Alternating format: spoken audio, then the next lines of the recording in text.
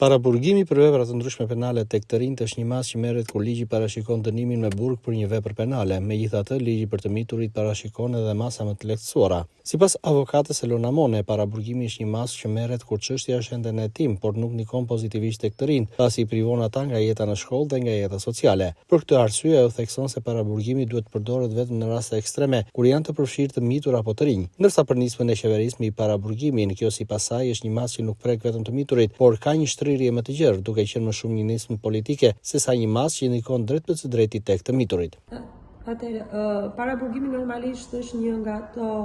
masa të cilat merren në rastin kur një i mitur në konflikt me ligjin dënohet për një vepër penale e cila parashikon dënimin me burg, pasi siç dimë,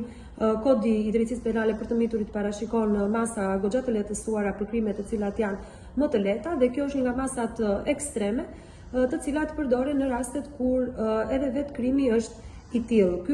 Kjo lloj mase, pra paraburgimi që në rastin konkret është më tepër një lloj kufizimi gjatë kohës që vepra penale është duke u hetuar, normalisht nuk është se ndikon në të mirën e rastit, pra të miturit në konflikt me ligjin, për arsye sepse ai kufizohet nga në radhë të parë nga procesi arsimor, nga jeta sociale, nga bashkëveprimi me moshatarët dhe me komunitetin, pra duhet të jetë një nga masat e fundit që duhet të përdoret në raste të veçanta dhe vetëm për vepra ekstreme. Në lidhje me nismën e fundit, unë mendoj që kjo nismë nuk ka të bëjë pikërisht me të miturit, por është një tentative e pushtetit për të minimizuar të gjitha ato raste të cilat janë ekstreme për të kaluar tek masa e arestit në flagrancë në mënyrë të tillë që gjatë gjithë kohës që do hetohet vepra penale, në fund të arrihet dhe të pushohet kjo vepër dhe të kalohet në ndonjë lloj amnistie. Pra të evitohet me patjetër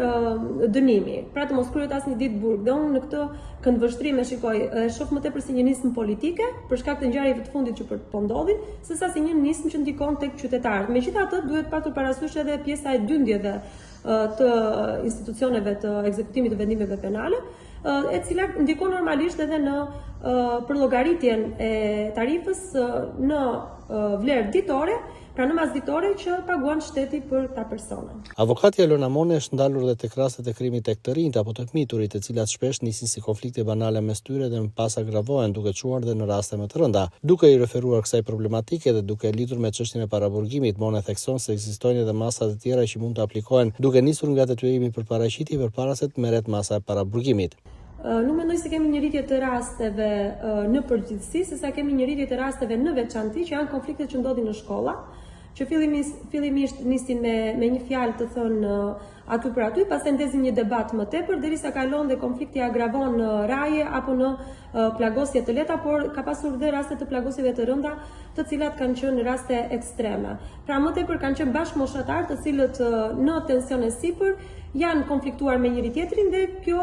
pastaj kanalizohet si një vepër penale që i përket veprës penale të plagosjes.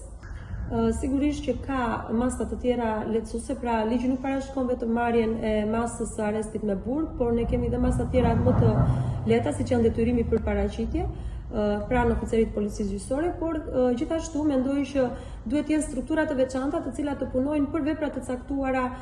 penale. Në rastin konkret, siç kemi drejtimin automjetit në mënyrë të parregullt, në 90% të rasteve nuk ka ndodhur, nuk kemi pas vendime që këta persona të vuajnë dënim apo të kryejnë një pjesë të kohës në paraburgim, por unë mendoj që duhet të ketë institucione të cilat të përkujdesen pikërisht për vepra të veçanta penale, siç është rasti që mund të ketë një institucion që të kujdeset vetëm për të alkoolizuarit. Pra mendoj që nuk shërben paraburgimi, sesa shërben një institucion i tillë. Ndërsa për veprat e dhunës në familje, mendoj se përveç paraburgimit duhet të ketë institucione të specializuara që ta reintegrojnë përsëri individin në mënyrë të tillë që të mos kryejë më vepra të tillë. Sipas avokatës Elona Mone, paraburgimi është një masë që duhet të rishikohet, sidomos në varësi të veprës penale dhe kryesisht kur bëhet fjalë për të miturit, në mënyrë që të evitohet përfshirja e tyre në procesin penal dhe dëmtimi i jetës së tyre arsimore dhe sociale.